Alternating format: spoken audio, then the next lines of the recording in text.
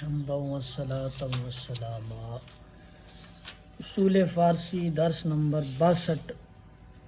آج کے درس میں ہم نے بحث استفہام اور مرکب عددی کا بیان کرنا ہے۔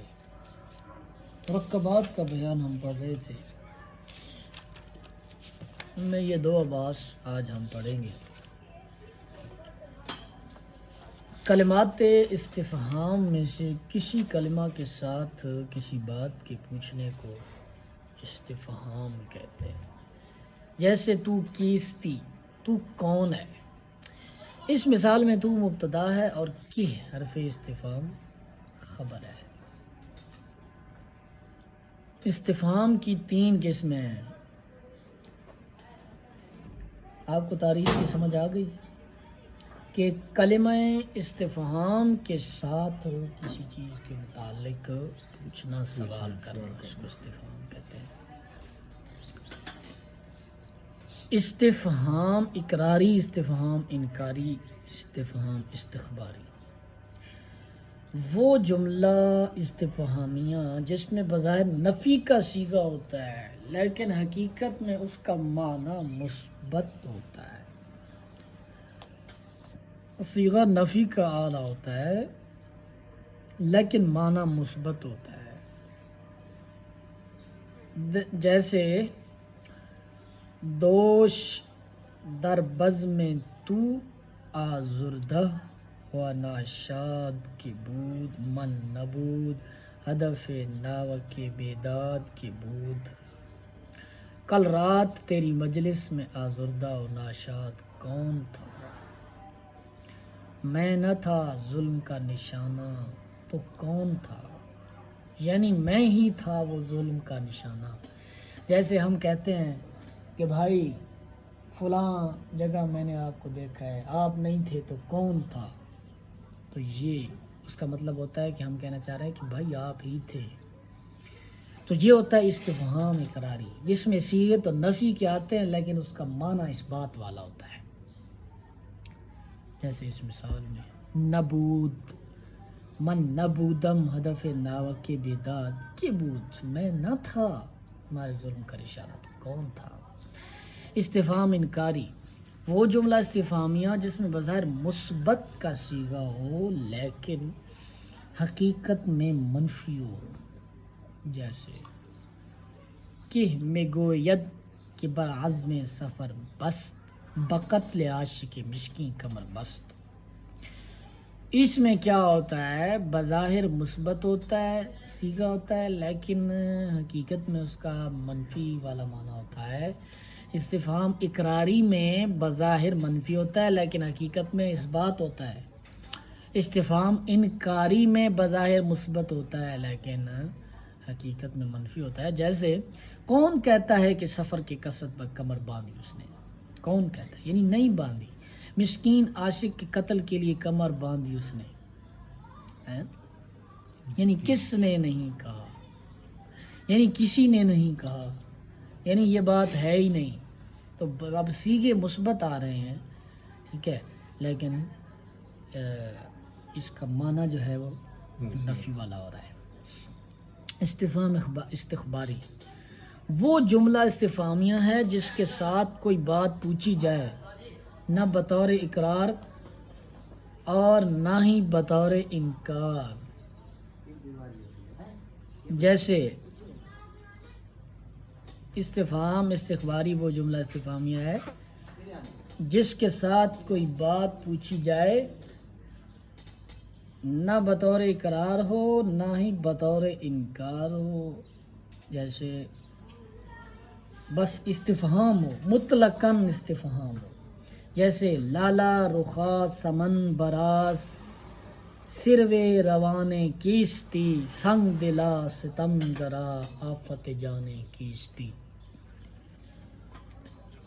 اے لالا رخ، اے سمن بر، کس کا معشوق ہے تو؟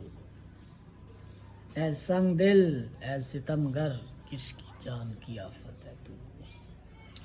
تو اس میں دیکھیے نہ اقرار ہے نہ انکار ہے، بلکہ نہ اب اس میں اس بات ہے نہ منفی ہے، یہ مطلقاً استفہام اس کو کہتے ہیں، استفہام استخباری بھی کہتے ہیں۔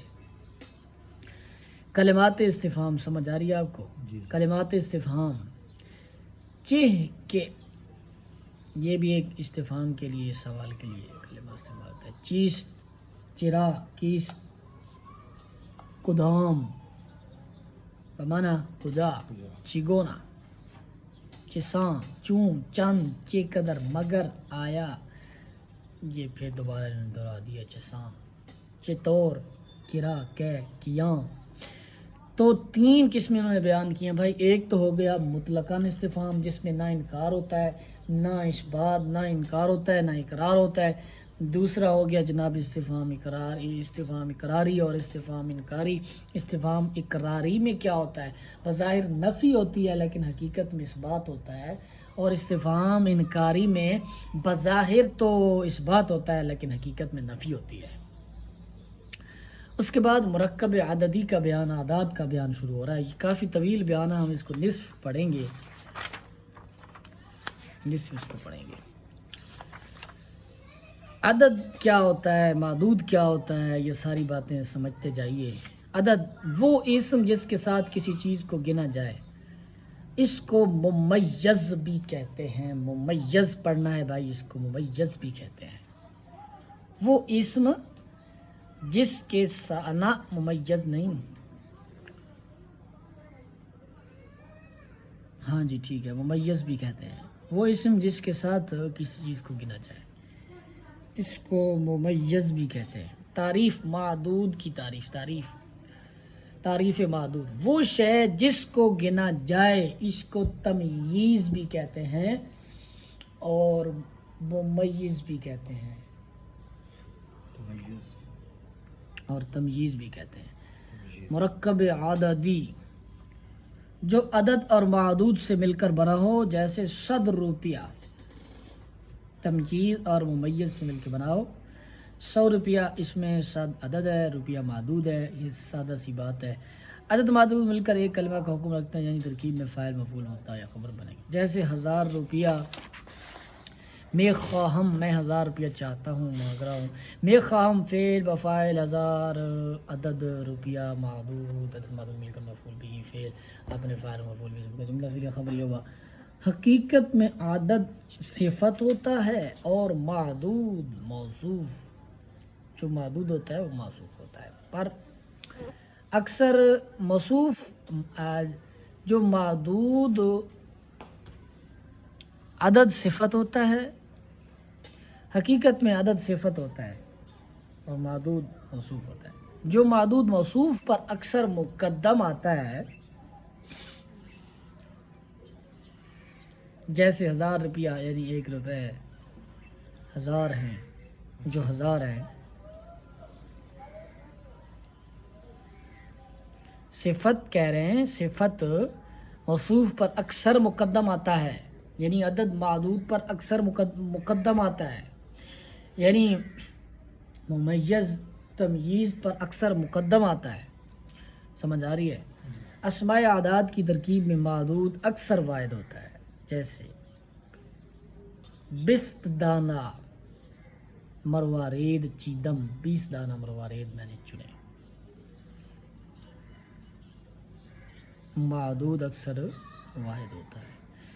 چیدم فعل بفاعل، 20 عدد، دانائے مروارید معدود، عدد معدود مل کر مفعول بھی فعل، فاعل مفعول بھی مل کر جملہ فعلیہ خبریہ۔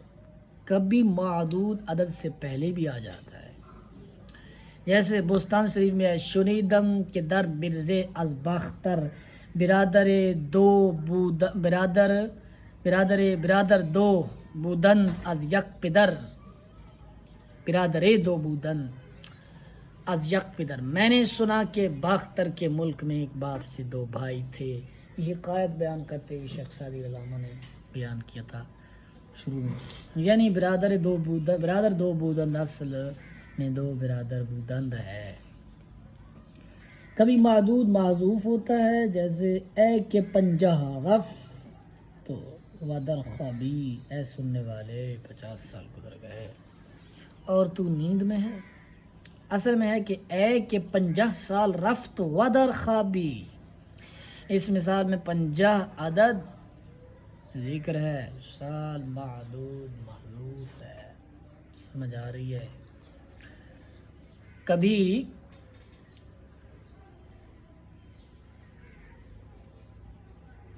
کبھی فارسی والے 2 سے لے کر 9 تک کا ہندسہ بول کر تھوڑی چیز یا تھوڑا وقت مراد لیتے ہیں، جیسے 4 5 کس آمدن، 4 5 لوگ آئے. یہ تو ہماری زبان میں بھی بولا جاتا ہے، یعنی تھوڑے سے لوگ آئے. اور جیسے 2 4 روز گزشت، 2 4 دن گزر گئے، یعنی تھوڑے سے دن گزر گئے. اور کبھی کبھی 10 یا 10 سے زیادہ کوئی بھی ہندسہ بول کر زیادہ چیز یا زیادہ وقت مراد لیتے ہیں، جیسے 140 کس آمدن، 30 40 بندے آئے، یعنی کافی بندے آئے. اور جیسے 40 سال عمر عزیزت گزشت، تیری پیاری عمر کے 40 سال گزر گئے، یعنی تیری کافی عمر گزر گئی. کبھی مرتبہ بیان کرنے کے لیے اسماء اعداد کے آخر میں میم لگاتے ہیں، جیسے یکم پہلا، دوم دوسرا، سوم تیسرا. اس میم کو میم فاعلی بھی کہتے ہیں، میم فاعلی بھی کہتے ہیں. کبھی اسماء اعداد کے آخر میں مرتبہ کے لیے لفظ می یا میں بھی لگاتے ہیں، جیسے 4 می چوتھا یا 4 می چوتھا، مرتبہ کے لیے. سمجھ آ رہی ہے؟ پہلا، دوسرا، تیسرا، چوتھا، یہ مراتب ہیں. جہاں قرینہ پایا جائے وہاں کبھی عدد کو اور کبھی معدود کو گرا دیتے ہیں. عدد کو گرانے کی مثال جیسے کلمہ بر سے قسم است، اسم فعل حرف. اب اصل میں ہے اول اسم ثانی فعل ثالث حرف. کبھی عدد کو گرا دیتے ہیں، کبھی معذوف کو گرا دیتے ہیں. یہ ساری باتیں کلام کے اندر چلتی ہیں. معدود کو گرانے کی مثال، کوئی سوال کرے تیرے پاس کتنے درہم ہیں، وہ جواب میں کہے اب 10. اب اس مثال میں معدود معذوف ہے، اصل میں ہے 10 درہم. عدد جفت وہ عدد جو 2 پر پورا تقسیم ہو جائیں، جیسے 8 10 20 30. عدد طاق وہ عدد جو 2 پر پورا تقسیم نہ ہو، جیسے 7 9 11. یہ آپ جانتے ہیں. اکائی ایک ہندسے والی رقم کو کہتے ہیں اور وہ 1 سے لے کر 9 تک ہے. دہائی 2 ہندسوں والی رقم کو کہتے ہیں اور وہ 10 سے لے کر 99 تک ہے. سینکڑا 3 ہندسوں والی رقم کو کہتے ہیں اور وہ 100 سے لے کر 999 تک ہے. ٹھیک ہے، آگے ہے جی، عدد کو ہندسہ اور گنتی بھی کہتے ہیں. عدد لکھنے کے لیے اردو میں 10 شکلیں ہیں اور وہ یہ ہیں: 0 سے لے کر 9 تک، 0 1 2 3 4 وغیرہ. باقی تمام اعداد ان 10 ہندسوں سے ہی بنتے ہیں، یعنی اصل جو ہیں یہ 0 سے لے کر 9 تک گنتی کے اندر یہ اصل ہے. اردو کے اندر یہ گنتی ہے، اردو کے اندر. اب یہ آپ آگے پڑھیں گے فارسی کے اندر، اس کے بعد پھر پڑھیں گے عربی کے اندر. ھذا ھو المرام.